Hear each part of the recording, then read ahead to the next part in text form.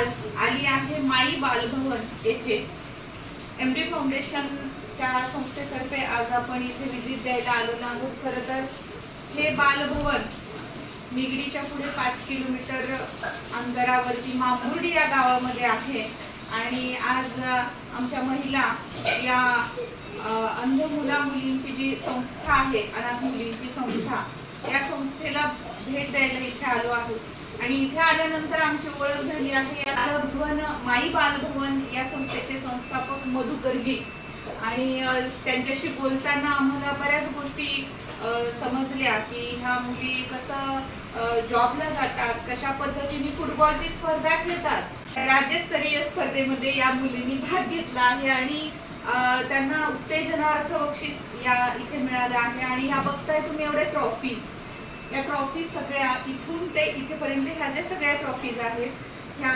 सगळ्या या मुलींनी मॅचेस खेळून आणलेल्या आहेत। तुम्ही अभ्यासामध्ये अतिशय निपुण आहे, तर बऱ्याच कलागुणांमध्ये निपुण होऊन सुद्धा कशा म्हणजे अंधपणा किंवा अशा आपल्यातलं व्यंग काही कुठल्याही कामामध्ये अडचण ठरत नाही असं हे यांनी सिद्ध करून दाखवलेलं आहे। खरं तर सरांनी मला सांगितलं ह्या मुली फुटबॉल खेळतात आणि मला आश्चर्य वाटलं की कसं काय त्यांना तो बॉल कळत असेल आणि कसं काय त्या खेळत असतील। आणि जेव्हा आम्ही ते व्हिडिओज बघितले, ह्या पुढे मी हे व्हिडिओज पण टाकेनच, तेव्हा तुम्हालाही कळेल की किती स्पीडनी या मुली खेळतात। अगदी म्हणजे आपल्याला पण इतकं सरस फुटबॉल खेळता येणार नाही आणि गोल मारता येणार नाही, परंतु या मुली एवढं प्रॅक्टिस करतात। त्यांना सरांनी एक स्पेशल कोच नेमला आहे आणि रोज या संस्थेचं एक स्वतःचं ग्राउंड आहे, त्या स्वतःच्या ग्राउंड मध्ये या मुली रोज 1-2 तास प्रॅक्टिस करतात आणि खूप अशी छान त्यांची टीम बिल्डअप झालेली आहे। त्यांच्या प्रत्येक खेळाडू जवळजवळ 20-25 खेळाडू याच्यामध्ये आहेत आणि या खेळाडूंना एक प्रोत्साहन यावं, खेळण्यामध्ये प्रोत्साहन यावं म्हणून प्रत्येकी 3,000-3,500 रुपये असं पेमेंट सरांनी चालू केलेले आहे, त्यांना प्रोत्साहन मिळावं म्हणून। म्हणजे किती या सरांनी बारीक त्यांना ट्रेनिंग देत तो त्यांची ऊर्जा कायम राहावी आणि त्यांचं एक उत्साह कायम राहावा, त्यांना एक प्रोत्साहन मिळावं म्हणून सुद्धा सरांनी चारी बाजूने असं विचार केलेला आहे। त्यातल्या बऱ्याच मुली आहेत की ज्या जॉब पण करतात, कंपनीमध्ये जातात, राखी बनवायचं काम करतात आणि बऱ्याच अशा मुली आहेत की ज्या शाळेमध्ये पण जातात। या ताई आहेत त्या मसाज, बॉडी मसाजचं पण काम करतात, विशेष आहेत। अशा बऱ्याच गोष्टी आता आपल्याला सर सांगतील, मी जास्त वेळ घेत नाही, आपल्याला ह्या सगळ्या गोष्टी सरांच्याच तोंडून ऐकायचं आहे।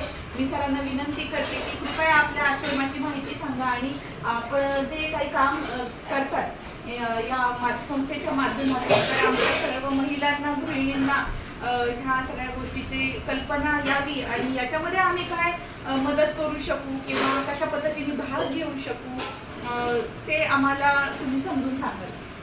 थँक्यू। नमस्कार, माझं नाव मधुकर इंगळे। खरं तर 2006 मध्ये माझी म्हणजेच प्रतिज्ञा देशपांडे यांनी ही संस्था स्थापन केली। संस्था स्थापन करण्याचा उद्देश होता की दुर्लक्षित लोकांना समाजाच्या मुख्य प्रवाह करण्याचा, त्यांचा सर्वांगीण विकास करायचा, अशा पद्धतीची संकल्पना डोक्यामध्ये ठेवून बाईंनी हे काम केलं। आता सर्वांगीण विकासाची व्याख्या त्यांनी ठरवली की मुलं mentally, physically, emotionally, financially, family या 6 अँगलनी जर डेव्हलप झाली तर ते खऱ्या अर्थाने समाजाच्या मुख्य प्रवाहात येऊ शकतात। आणि अशा पद्धतीने बाईंनी हे काम करताना सुरुवातीला या घरामध्ये ज्यावेळेस आम्ही सुरू केलं होतं त्यावेळेस होम सायन्सनी सुरुवात केली आणि होम सायन्सच्या माध्यमातून हे काम करता करता करता करता मुलींच्या ॲक्टिव्हिटीज वाढल्यात आणि माई बालभवनच्या माध्यमातून जवळपास 450 मुली होम सायन्स शिकल्या। माईनी ज्यावेळेस ही संकल्पना डोक्यामध्ये आणली त्यावेळेस माईनी सर्वांगीण विकासासाठी काम सुरू केलं आणि सर्वांगीण विकासाची जी व्याख्या आहे माईनी ठरवलं की मुलं mentally, physically, socially, financially, family अशी सगळ्यांनी जर डेव्हलप झाली तर ती खऱ्या अर्थाने समाजाच्या मुख्य प्रवाहात येऊ शकतात आणि त्याचा सर्वांगीण विकास होऊ शकतो। त्यासाठी वेगवेगळ्या ॲक्टिव्हिटीज सुरू केल्या। त्यातली जी पहिली ॲक्टिव्हिटी होती ती आमची होम सायन्स शिकवणं, म्हणजे गृहशास्त्र शिकवलं। आपल्या घरामध्ये जे बनवायचं ते सगळं मुलींना आलं पाहिजे आणि ते आल्यामुळेच आम्ही आज 37 मुलींचा विवाह करून दिला। त्याचा मेन उद्देश असं आहे की अंध मुलीची अंध मुलगा नको म्हणतो विवाह करायला, तर तिला काहीच येत नाही आणि त्याचा प्रश्न एकदम परफेक्ट आहे की मी घर सांभाळू का तिला सांभाळून त्याच्यासमोरचे प्रश्न आहेत. त्यामुळे त्यांनी काही माईंनी हे शिकवल्यामुळे बऱ्याच मुली आपण सेटल करू शकतो. त्याचबरोबर त्यांच्या ॲक्टिव्हिटीज वाढल्यामुळे हातपाय व्यवस्थित काम करायला लागले. मी विशेषतः हेल्थवरती काम करत जाता योगा प्राणायामाबरोबर आम्ही स्पोर्ट्सच्या ॲक्टिव्हिटीज वाढवल्या. खाण्यापिण्यामध्ये खूप चांगल्या पद्धतीचं आम्ही सकस आहार देण्याचा प्रयत्न केला. त्यामुळे तुमच्या लक्षात येईल की मुलींची तब्येत सगळ्या मुलींची तब्येत खूप छान आहे. शिक्षणाबरोबर ज्यांचं शिक्षण ब्रेक झालं त्यांना शिक्षण ज्या नॅशनल झाल्या आमच्या नॅशनलमध्ये आम्ही 10 वेळेस फायनलपर्यंत पोचलो आणि 5 वेळेस आम्ही सेकंड नंबर आला आणि 5 वेळेस आमचा फर्स्ट नंबर आलेला आहे. आता गुजरातमध्ये जे मॅच झाले त्या गुजरातच्या मॅचमध्ये देखील मुलींनी सेकंड नंबर मारला. फुटबॉल खेळताना आपल्या ज्या मुली आहेत त्या इंटरनॅशनल लेवलपर्यंत गेल्या. आतापर्यंत भारतातून जे काय मॅचेस होतात त्या मॅचेसमध्ये माई बालभाऊंच्या 4 मुली महाराष्ट्राला रिप्रेझेंट करताना परदेशामध्ये फुटबॉल खेळतात. ही खूप मोठी अचिव्हमेंट आहे. जर्मनी विरुद्ध आमची दीपाली कांबळे भारतीय संघाची कॅप्टन होती. त्यानंतर जपानमध्ये गेल्या वर्षी त्यावेळेस कोमल गायकवाड भारतीय संघाची कॅप्टन होती. आणि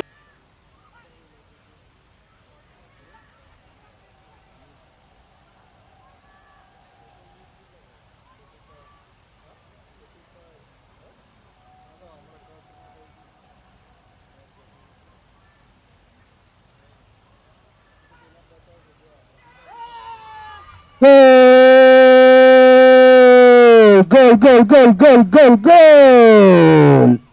The second goal scored by Dipali Kamble, player number 4, Maharashtra. तर अशा पद्धतीने आपण सर्वांगीण विकासासाठी काम करतो. आरोग्य, शिक्षण, रोजगार हे 3 मुद्दे निवडले आणि या 3 मुद्द्यांना धरून आपण वेगवेगळ्या ॲक्टिव्हिटीज करत असतो. भविष्यामध्ये संस्थेचे खूप चांगले प्रोजेक्ट आहेत. आपला उद्देश एकच आहे की या मुली संघर्षमय जीवन जगताना समाजाच्या मुख्य प्रवाहात आले पाहिजे. त्यानंतर फुटबॉल हा जो एक गेम आहे मी फुटबॉल खेळण्यापाठीवरचा उद्देश एकच आहे की ज्यावेळेस नॅशनल इंटरनॅशनल मॅच खेळल्या जातात आणि गव्हर्नमेंटचं रिकग्निशन भेटेल त्यावेळेस माझ्या सगळ्या मुली गव्हर्नमेंटमध्ये जॉबला लागतील याची आम्हाला गॅरंटी. कारण एक स्पेशल कोटा असतो आणि त्याच्यासाठी तयारी देखील चालू आहे. तुम्हाला जर काही प्रश्न विचारायचे असतील तर विचारू शकता जेणेकरून तुमच्या मनात काय अजून तुम्हाला हवं आहे ते तुम्हाला भेटून जाईल. नक्कीच आमच्या मनात बरेच प्रश्न आहेत आणि ते आम्ही सगळेजण विचारणारच आहोत. एक कुतूहल असतं आणि हे सगळे प्रयत्न करून त्या कसं काय एवढी सगळ्या गोष्टी प्राप्त करू शकतात. सोपं नाही आहे. एवढी सगळी पारितोषिकं मिळवणं सोपं नाही आहे. इथून पायी कामाला जाणं बरोबर योग्य त्या ठिकाणी पोचणं आणि कामावरून सुटल्यानंतर परत आपल्या घरी येणं एवढं वाटतं तितकं सोपं नाही. एखाद्या लहान मुलाला काही दिसत नसताना सांभाळणं आणि अशा बऱ्याच गोष्टी काही गोष्टी सगळेच प्रश्न विचारून किंवा तुम्ही उत्तरं देऊन ते आम्हाला समजेलच असं नाही. म्हणून आम्ही प्रत्यक्ष बघायला आलो की काही गोष्टी अशा असतात की आपण प्रत्यक्ष जेव्हा पाहतो तेव्हा अनायासे बऱ्याच गोष्टी आपल्याला कळून जातात की नाही हे असं आहे, हे असं आहे. कारण इथे आल्यानंतर मगापासून आम्हाला चौघींचं ऑब्झर्वेशन आहे एकापेक्षा एक हुशार मुलं आहेत. म्हणजे सरांनी प्रत्येकामध्ये काय विशेष गुण आहे या गुणाचा अभ्यास करून प्रत्येकीच्या त्या गुणाला इम्प्रूव्ह केलेला आहे आणि याचं सगळं श्रेय सरांना जातं. कारण आल्यापासून आम्ही पाहतोय की सगळ्या मुली सरांना ए बाबा म्हणून हाक मारतायत. त्यांच्यामध्ये एक जे प्रेमाचं नातं आहे ना हे काय शब्दात सांगितलं असतं तर कळालं असतं का कोणाला. हे आम्ही डोळ्याने पाहिलं म्हणून आम्हाला जगावेगळे एक बाबा आज आम्हाला बघायला मिळाले. सरांना पाहताक्षणी मला तर माझे वडीलच आठवतात आणि अगदी मला आज वडिलांना भेटल्यासारखं वाटलं. आम्हाला सगळ्यांनाही अगदी भारावून गेलो आम्ही की एवढ्या सगळ्या मुलींचे जे बाबा आहेत त्या आज आमचेही बाबा होऊन गेले. आल्यापासून ते आम्हाला विचारतायत बाळा तुम्हाला काय खायचं का, तुम्हाला प्यायचं का. म्हणजे ते आमची काळजी घेत आहेत एका प्रकारे. म्हणजे हे जी माया आहे हे जे प्रेम आहे हे क्वचितच भेटतं आणि याच्यासाठी नशीब लागतं. आणि या एवढ्या मोठ्या छत्रछायेखाली ही जी मुलं आहेत ही खरंच नशीबवान आहेत आणि सरांच्या माध्यमातून त्यांना खूप काही गोष्टी शिकायला मिळतात. स्वयंपाकामध्ये सुद्धा गुण येतात. म्हणजे होम सायन्स करतात मध्ये नॉट अ जोक. तुम्ही डोळे झाकून स्वयंपाक करू शकताय का? डोळे झाकून ताट नाही वाढून घेऊ शकत आपण, डोळे झाकून खाऊ नाही शकत, पण ह्या डोळे झाकून स्वयंपाक करतात. ही साधी गोष्ट नाही. याच्यासाठी अथक प्रयत्न सरांनी याच्या पाठीशी घेतलेले आहेत. प्रत्येकाला ट्रेनिंग दिलेलं आहे. आवाजाचा कानोसा घ्यायचा ह्याचं सुद्धा ट्रेनिंग सरांनी दिलेलं आहे. पहिला प्रश्न मला हा पडला होता की फुटबॉल खेळतात तर मग तो दिसतो कसा, कळणार कसं, पण कारण त्या ॲक्युरेट त्या बॉलला बरोबर किक मारून असं गोल करतात आहेत. पण मग ते आवाजावरून सगळ्या गोष्टी असतात. अगदी श्वासाच्या आवाजावरून सुद्धा त्या गोष्टी डिटेक्ट करता येतात. सरांनी हेच शिकवलंय मुलांना, फक्त आवाज ऐकून बरोबर कसं निशाण साधायचं ही विद्या खरं तर सरांनी अर्जुनासारखी या मुलांना दिलेली आहे. आणि असे गुरु मिळायला खरंच नशीब लागतं, कारण हे शिकवणं सोपं नाही. आणि या मुलांना सर तुम्ही शिकवलं अगदी म्हणजे खरंच खूप कौतुकाची गोष्ट आहे. मी नाही शिकवलं, मुलं इंडिव्हिज्युअल लेवलला हे सगळे शिकतात. आमचे कोच आहेत, या सगळ्या गोष्टी मी फक्त निमित्त यांच्याबरोबर असणार. मुलांचं अचिव्हमेंट आहे, मुलांनी स्वतः ठरवलेलं आहे. हां, फक्त जे करतात त्याच्यामध्ये त्यांना सपोर्ट करायचा. माई नेहमी म्हणायचं की मुलं जे करतात ना त्यांना फक्त सांगायचं तुम्ही करा, मी तुझ्या पाठीची आहे. सगळ्यांकडे बघताना आपल्यापेक्षा मला यांच्यावरती खूप कॉन्फिडन्स आहे. मी कधी कधी विसरून जातो, हाताला धरून जातो आणि सोडून देतो. मी कधी समजत नाही माझ्या मुली आणले. हा, अरे बाबा मी पाठीमागे आहे असं बोलतात मुली. ते मग मी विसरून जातो मुली आणले. आणि मग म्हणजे सुरुवातीला असं बघताना वाटायचं की अरे कसे डोळे वेगळे दिसतात किंवा काय. पण आता मला सगळ्या जगापेक्षा सगळ्यात सुंदर माझ्या या अप्सरा दिसतात. खूप सुंदर. म्हणजे आपण ज्या अँगलनी बघतो ना त्या अँगल आपला बदलला पाहिजे. आणि जर समाजाने जर अँगल बदलला तर आपण खूप चांगल्या लेवलला मुलांच्या जीवनात बदल करू शकतो.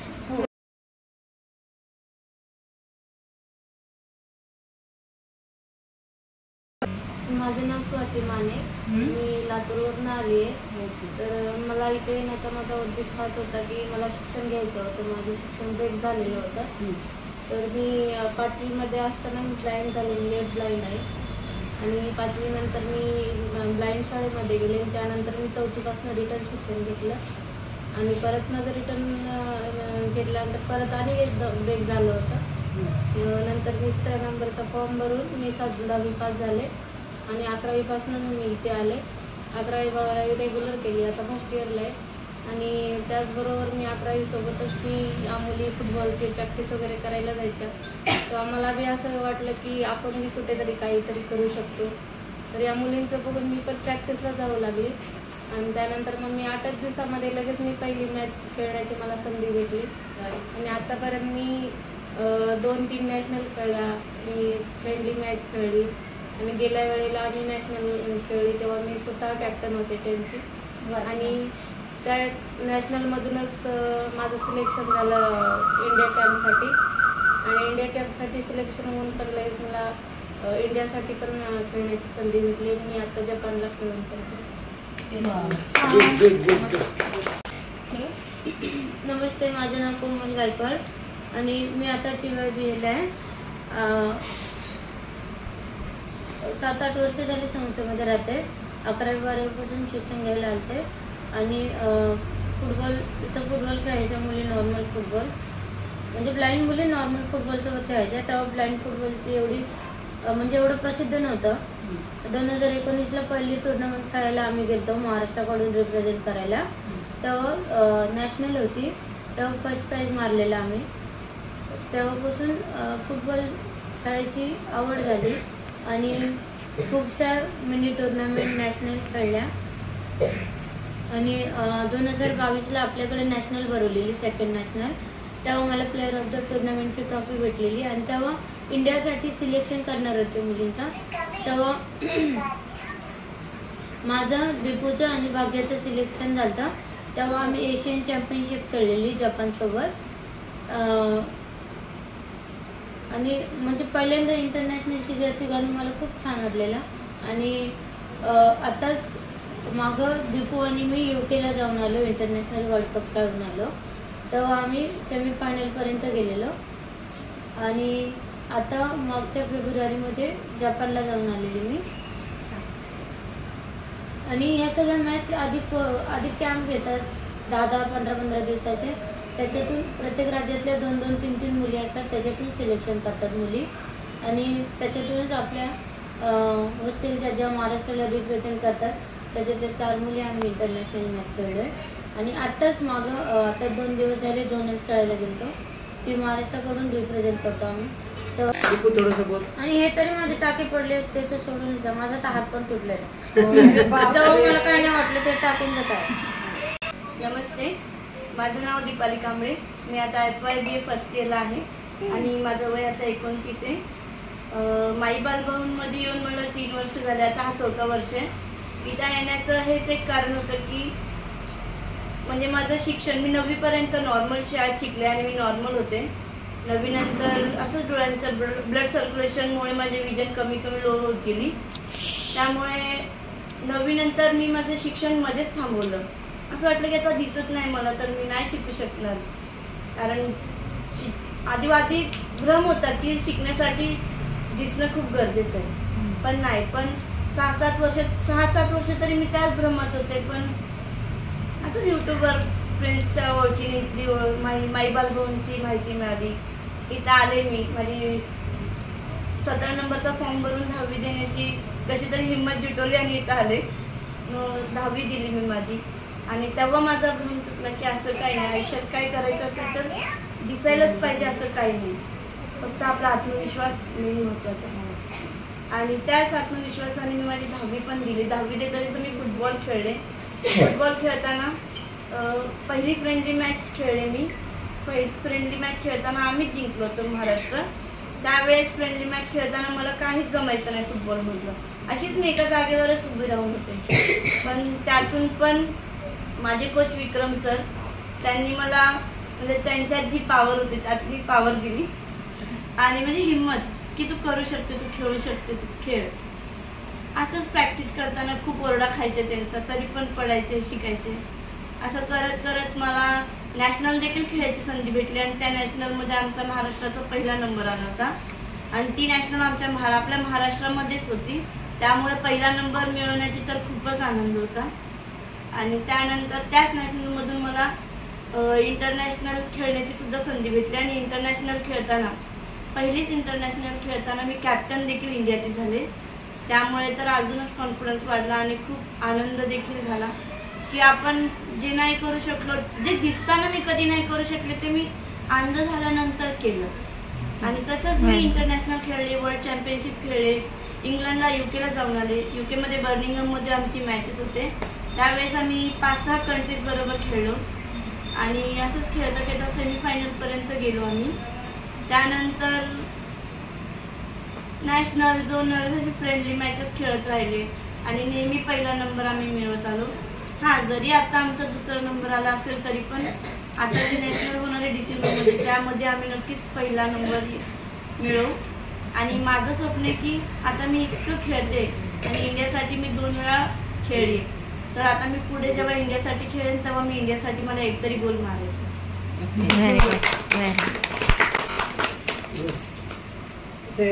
नमस्ते, माझं नाव दीपाली पवार. मी धुळ्यावरून आली आहे. मी इथे 2021 मध्ये आली होती. माझा इथे येण्याचा उद्देश फक्त 10वी करून घरी जाण्याचा होता. पण जेव्हा या मुली प्रॅक्टिसला जायच्या तेव्हा मी पण विचारलं, तेव्हा जास्त कनेक्ट मी कोमलशी होते. तिला बोलले, कोमल मी तुमच्यासोबत तेव्हा मी कोमलला ताई म्हणायचे, कोमल ताई मी पण येऊ का प्रॅक्टिसला तुमच्यासोबत?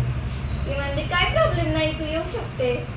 मग मी त्यांच्याशी प्रॅक्टिसला जायला लागले आणि तेव्हा मला 8च दिवसात चेन्नईला जायची संधी भेटली आणि तिथं मी पूर्ण 30 मिनिटं मॅच खेळले होते. आणि मला पहिली गोष्ट म्हणजे गेम तर काहीच माहित नव्हती, मी फक्त ग्राउंडमध्ये पळत होते. आणि जेव्हा मला बॉल भेटला मी बॉलवर डायरेक्ट बसून घेतलं. त्यात आमच्या टीमला फाऊल पण भेटलं होतं. या छोट्या छोट्या गोष्टी खूप म्हणजे आनंद देण्यासारख्या पण आहे.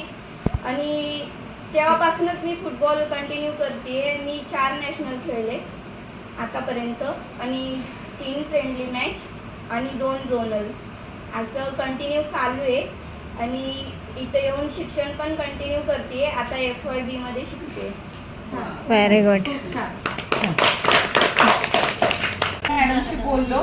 दीपालीनं आपल्याला सगळं सांगितलं की ती फुटबॉल कशी खेळली आणि कसं मॅचेस खेळते, न दिसता पण बॉल कसं खेळते, ती कॉलेजला पण जाते, फर्स्ट इयरला आहे, अभ्यास करते, वाचन करते, लिहिते पण. आणि हे सगळं सांगताना माझं लक्ष गेलं दीपालीच्या हातातल्या मोबाईलकडे. आणि मग मी विचारलं की हा मोबाईल कसं काय दिसतो आणि कसं काय ऑपरेट करतं. तर खरोखरच आज मला नवीन गोष्ट कळाली की जी दीपालीच सांगेल की तिला न दिसता पण ती मोबाईल कसं ऑपरेट करू शकते. दीपाली सांगशील? हा, क्वेश्चन विचारा म्हणजे मी ह्या मोबाईल मध्ये तू कसं काय बघू शकतेस आणि कसं ऑपरेट करू शकते मोबाईल. आता हे ऑन झालं, जर तुम्हाला कॉल लावायचा असेल तर हे असं बोलतं फोन. हा, आणि मग जिथे आपल्याला जो नंबर लावायचा असेल त्याला टच केलं तर कॉल लागतो. कॉल असं टॅप करून आणि ते रीड करण्याचं ऑप्शन म्हणजे त्याच्यात एक ऍक्सेसिबिलिटी म्हणून ऍप असतं आणि ऍक्सेसिबिलिटी मध्ये जाऊन टॉकबॅक सेटिंगला ऑन करून मग हे रीड करून दाखवतो सगळ्या गोष्टी जे तुम्हाला पाहिजे असेल ते. म्हणजे की कॅमेरा, इंस्टाग्राम, व्हॉट्सअप, फोन, जे पाहिजे असेल ते. म्हणजे जसं टच करशील त्या ऍपला ते ते सांगतं की ते हा ऍप आहे असं असं. म्हणजे मग त्या टचने आणि आवाजाच्या व्हायब्रेशननी तुम्हाला बरोबर तो पॉइंट समजतो. हो, खूप छान. किती म्हणजे किती छान गोष्ट काढावी. टेक्नॉलॉजी ही खूप पुढे गेलेली आहे आणि ती सगळ्यांना सारखीच आहे. म्हणजे माझ्यासाठी पण ती टेक्नॉलॉजी मोबाईलची सेम काम करते आणि ताईसाठी पण ती टेक्नॉलॉजी सेम काम करते. जर टेक्नॉलॉजीने भेदाभेद केलेला नाहीये तर समाजामध्ये सुद्धा सगळ्यांनी यांना ऍक्सेप्ट केलं पाहिजे. आपल्या बरोबर भेदाभेद नाही केला पाहिजे कारण या मुली कुठंच कमी नाहीये. म्हणजे मी जन्मतः ब्लाइंड आहे.